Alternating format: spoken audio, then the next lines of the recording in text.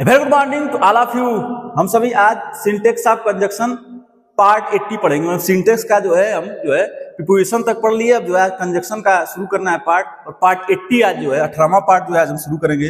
अब इसमें जो है क्या है, कंजक्शन का क्या मतलब होता है। कंजक्शन का मतलब होता है दो वाक्यों या दो सेंटेंसों को जो है जो वर्ड जोड़ता है उसको क्या कहते हैं, हम कंजक्शन कहते हैं। मतलब दो वाक्यों या सेंटेंसों या वाक्यों को सेंटेंस इंग्लिश में कहते हैं, और शब्दों को जो जिस वर्ड के माध्यम से जोड़ा जाता है वो कंजक्शन होता है। अब जो है आपको कंजक्शन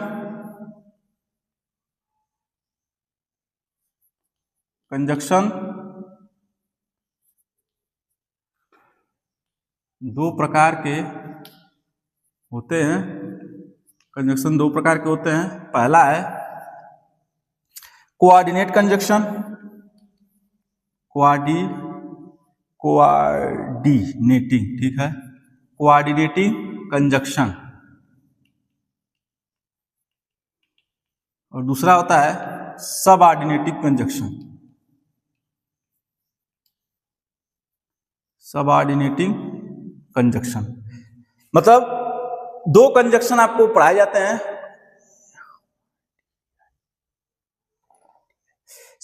कोऑर्डिनेटिंग कंजक्शन और एक होता है सबऑर्डिनेटिंग कंजक्शन। कंजक्शन के दो पार्ट होते हैं और कंजक्शन के दो पार्ट आपको बताएंगे, इसका कोऑर्डिनेटिंग कंजक्शन और सबऑर्डिनेटिंग कंजक्शन। क्या लिखा है इसका मतलब ये ऊपर कंजक्शन है।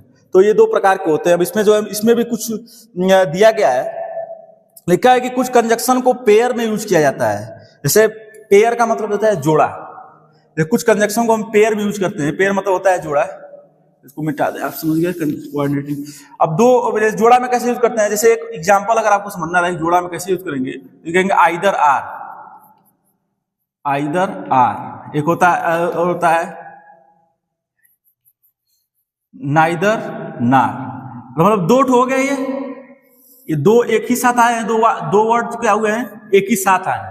मतलब आइदर आर या तो नाइदर नार न तो, और दोनों वर्ड क्या हुए हैं, एक साथ आए हैं। तो ये हम बोल सकते हैं कि ये जो है क्या है, कंजक्शन है। दो वर्ड जो है वो क्या कैसे आए हैं, एक साथ आए हुए हैं। वही बोल रहा है पेयर में होता है। तो ऐसे वर्ड जो पेयर में आते हैं उसको जो है हम ये होता है ओनली बट होता है। ऐसे ही है, दो तीन और हैं, आल्सो होता है, ओनली बट आल्सो होता है, बोथ एंड होता है। ऐसे ही जो है ये वर्ड होते हैं जो जिसको हम क्या करते हैं, पेयर में जोड़ते हैं। तो दो प्रकार हो गए और उसको दो पेयर में जोड़ते हैं। अब जो है हम रूल शुरू करेंगे पढ़ना है, क्या इसके रूल है, कैसे रूल आएंगे, क्या रूल गलतियां करते हैं हम, उसके बारे में आज आपको बताया जाएगा, समझाया जाएगा। अब उसमें रूल फर्स्ट दिया है, इसी में रूल फर्स्ट क्या दिया है, लिखा है कि वेन के साथ देन का यूज नहीं किया जाता है। मतलब जब भी वेन आ जाए तो उसके साथ अगर हम देन का यूज करते हैं तो क्या हो जाएगा, वो गलत हो जाएगा। जैसे एग्जांपल अगर आपको समझना रहे तो जैसे दिया है यहाँ पे कि when I teach him then का यूज नहीं करते, लिखा है देन है, देन ही स्पीक्स लाउडली। एक ये हो गया। और दूसरा है वेन, यही इसी का है। कैसे गलती है इसमें, कैसे गलती नहीं, ये दोनों वर्ड लिखेंगे तब समझ में आएगा। वेन ही टीच हिम कामा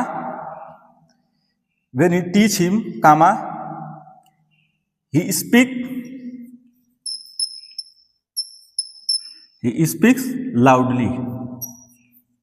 अब देखिए यहां पर देन का यूज किया गया है। क्या लिखा है कि वेन के साथ देन का यूज नहीं किया जाता है।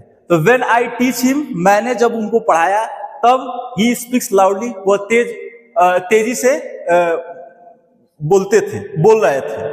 और यहां पर जो है वेन आई टीच हिम, जब मैंने उनको पढ़ाया, फिर ही स्पीक्स लाउडली, वह तेजी से बोलते हैं। तो यहाँ पर जो है वेन के साथ जो है देन के स्थान पर जो है वो किसका यूज किया गया है, कामा का। और यहाँ पर वेन के साथ जो है देन का यूज किया गया है। तो मतलब ये वाला वाक्य क्या है, गलत है, और ये क्या है आपका सही है। मतलब कामा रहेगा तो सही होगा, और अगर देन लिख देंगे तो क्या हो जाएगा, गलत हो जाएगा। तो कामा के माध्यम से भी जो है हम देन का प्रयोग कर लेते हैं, तो देन लिखने की जरूरत नहीं है। ये रूल के हिसाब से रूल फर्स्ट था। अगला देखिए क्या दिया है, रूल सेकंड क्या दिया है? रूल सेकंड, सेकंड के रूल को दिया है, स्केयरली होता है, हार्डली होता है, आपको बताया गया है एडवर्ब है के साथ देन के स्थान पर वेन का यूज होता है। जैसे मान लीजिए एग्जाम्पल है, hardly hardly had he eaten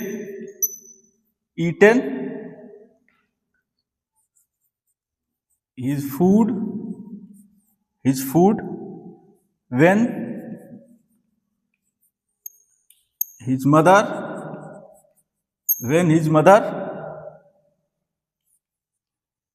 came to home।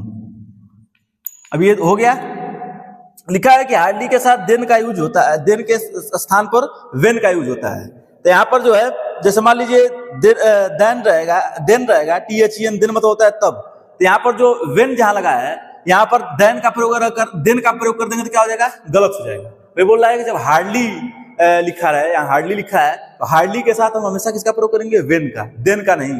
जैसे hardly had he eaten his food, कठिनाई से जो है वो अपना खाना खाया था, तब his mother came to home, तब उसकी माँ जो है घर आई।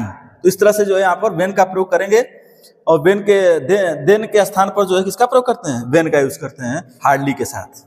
ये रूल था। अगला देखिए दिया है, रूल सेकंड था ये। अगला रूल थर्ड दिया है। थर्ड रूल क्या है? नो सूनर के साथ देन का यूज किया जाता है। जैसे मान लीजिए एग्जाम्पल है इसी का, no sooner had I come here then she called me to bring some sweets. Bring me हो जाएगा, ब्रिंग मी सम स्वीट्स हो जाएगा। अब देखिए यहाँ पर दिया है नो सूनर के साथ देन का यूज किया गया है। यहाँ पर नो सूनर है और नो सूनर के साथ क्या प्रयोग किया गया? देन का प्रयोग किया गया। देन का प्रयोग आप जानते हैं, मतलब कंपैरेटिव डिग्री में तुलना करने के लिए जो है देन का यूज किया जाता है। देन का यूज हम कब करते हैं? जब भी हम डिग्री दो व्यक्तियों की तुलना मतलब दो व्यक्तियों की तुलना जब करते हैं, तब देन का यूज करते हैं। यहाँ पर जो इस तरह से प्रयोग करते हैं। अगला देखिए रूल थर्ड खत्म हो गया। रूल फोर्थ है, लिखा है एज सुन एज के साथ कोऑर्डिनेटिंग कंजंक्शन से पहले कामा का यूज किया जाता है। इस एग्जांपल है इसका, as soon as he went out of his house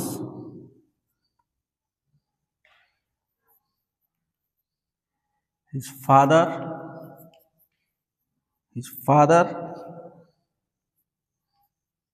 came to his room। अब यहां पर देखिए दिया है एज सुन एज के साथ कोऑर्डिनेट करने से पहले कामा का यूज किया जाता है। यहाँ पर देखिए कामा का यूज किया गया, मतलब दो सेंटेंसों को जोड़ने के लिए जहां बोलते हैं वहां पर क्या होता है? कामा का यूज करते हैं। As soon as he went out of his house, जैसे ही जो है वो अपने घर से बाहर गया, his father came to his room, तो उसके पिता जो है उसके कमरे में आए। तो यहाँ पर जो है his father came to his room, उसके अपने कमरे में आए, उसके कमरे में बोल सकते हैं। ही went out of his house, वो जैसे बाहर गया। तो दूसरा व्यक्ति है और उसके फादर जो है दूसरा। यहाँ पर जो है क्या करोगे? कामा का यूज करते हैं, कामा का यूज करेंगे जोड़ने के लिए। और इस तरह से जो है एज सुन एज के साथ जो है हम क्या करते हैं? कामा का यूज किया जाता है। यहाँ पर एज सुन एज है जैसे कि बोलते हैं। फोर्थ था। अगला देखिए दिया है रूल 5 रूल क्या दिया है? अनटिल तथा अनलेस के पश्चात नॉट या नेवर या अन्य किसी नेगेटिव वर्ड्स का यूज नहीं किया जाता है।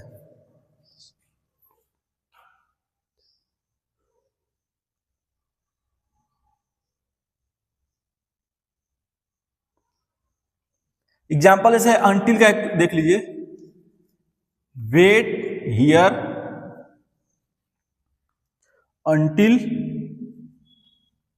आई कम फ्रॉम द ऑफिस। यहां पर हो जाएगा। अब देखिए लिखा है कि अनटिल तथा अनलेस के पश्चात नॉट या नेवर का यूज नहीं किया जाता है, तो यहाँ भी अनटिल लगा है, अनटिल के 50 मिनट नॉट या नेवर का यूज यहाँ नहीं किया। अब यहाँ लिखा है वेट हियर, यहाँ इंतजार करिए अनटिल जब तक आई कम फ्रॉम द ऑफिस, जब तक मैं ऑफिस से आता हूं। आप जो है यहाँ तब तक इंतजार करिए जब तक मैं ऑफिस से आता नहीं हूं। तो वेट हियर क्या प्रयोग करके अनटिल के साथ जो अनटिल लगा है ये पदार्थ तो निगेटिव वर्ड का यूज नहीं किया जाता है, मतलब नॉट का यूज हम नहीं करते। देखिए मैंने वहां नॉट लिखा भी नहीं, निगेटिव वर्ड मतलब नॉट, निगेटिव वर्ड में तो क्या होता है नॉट होता है, और मैंने वहां पर नॉट का यूज नहीं किया, और उसका हिंदी मैंने बता दिया आपको। ये रूल 5 था। आपको कंजक्शन बताया जा रहा है, कंजक्शन के पार्ट जो है वो बताए जा रहे हैं। अब रूल 6 क्या दिया है, 6 रूल क्या दिया है, बोथ के साथ एंड का यूज होता है। जैसे मतलब कभी बोथ आ जाए तो उसके लिए हम एंड का यूज करते हैं। जैसे एग्जांपल देख लीजिए, बोथ अगर कहीं दिया है, देखिए बोथ का मतलब होता है दोनों, बोथ का मतलब क्या होता है दोनों, both Viresh and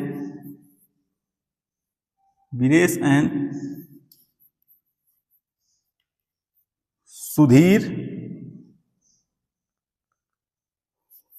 have gone to the fair। Both के साथ एंड का यूज किया गया है। यहां पर एक चीज आप जानते हैं, दो वर्डों को जोड़ने के लिए एंड का यूज करते हैं, तो कंजक्शन है, सही लगा है। और बोथ जब लग जाए, बोथ का मतलब है दोनों, मतलब बोथ का प्रयोग जब भी दो लोग रहते हैं तभी प्रयोग करते हैं। जैसे यहां पर वीरेश और सुधीर है, दो लोग हैं, तो दो लोग हैं, तो दो लोग, वीरेश और सुधीर दो लोग हैं, इसलिए यहाँ पर बोथ का यूज किया गया है। और यहाँ पर वीरेश और सुधीर को जोड़ने के लिए किस कंजक्शन का यूज किया गया है, तो आप बोलेंगे एंड कंजक्शन का यूज किया गया है। मतलब सुधीर और वीरेश को जो है एंड कंजक्शन के माध्यम से क्या किया जा रहा है, जोड़ा जा रहा है। तो both Viresh and Sudhir have gone to the fair, मतलब वीरेश और सुधीर दोनों मेला देखने गए हैं। वीरेश और सुधीर दोनों मेला देखने या फेयर देखने जो है वो गए हैं, और ये कौन टेंस है, प्रेजेंट परफेक्ट टेंस है। तो मतलब दो लोग रहेंगे तो उसके साथ हम किसका प्रयोग करते हैं, बोथ का। अब बोथ का मतलब क्या होता है, दोनों। ये आपको जो है रूल 6 था। एंड के माध्यम से, एंड कंजक्शन है, उसको एंड के माध्यम से क्या किया जा रहा है, जोड़ा जा रहा है। 7वां दिया है, 7 रूल है, दो या आल्दो के पश्चात बट के स्थान पर एट का यूज किया जाता है। दो मतलब होता है यद्यपि। एग्जाम्पल देख लीजिए, यहां दिया है दो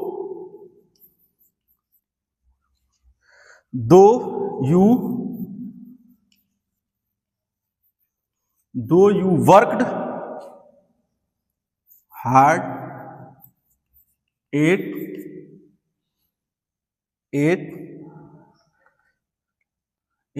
यू फेल्ड।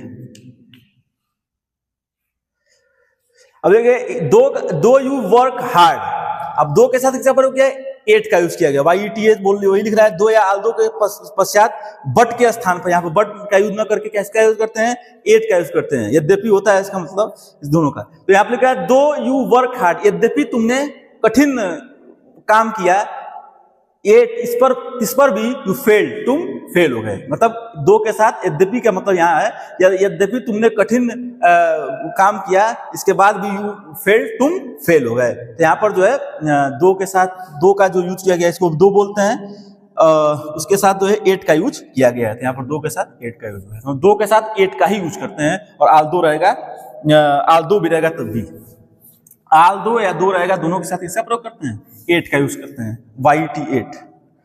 ये जो था आपको जो है आज रूल 7 तक पढ़ाया गया। अब नेक्स्ट पार्ट में रूल 8 से बताना है पार्ट 19th में। मतलब आज जो है आपको 80 पार्ट 18 पार्ट तक बताया गया। अब नेक्स्ट पार्ट में जो है आपको रूल 8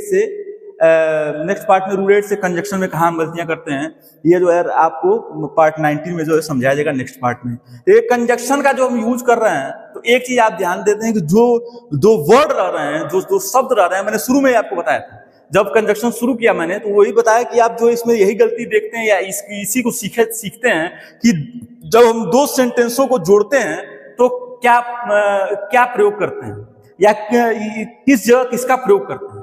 जैसे दो लोग हैं, दो व्यक्ति हैं, तो अब उनके लिए आप बोलें कि उनको अगर हम जोड़ना है तो आपको मालूम होना चाहिए कि किसका प्रयोग करते हैं, एंड।